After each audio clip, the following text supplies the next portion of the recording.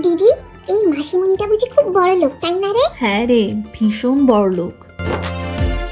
ও তোরা চলে এসেছিস, বস বস। বল কি খাবি, চা কফি না কোল্ড ড্রিঙ্কস?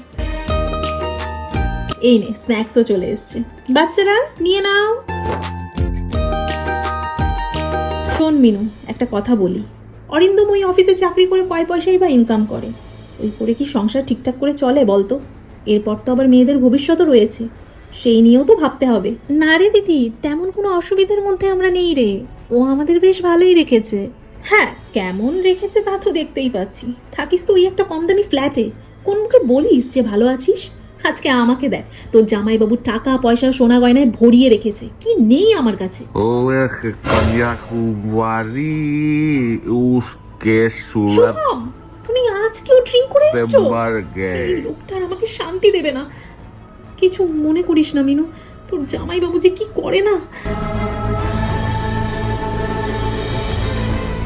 আজ আমরা উঠি রে দিদি, অন্য একদিন আবার আসবো না হয়।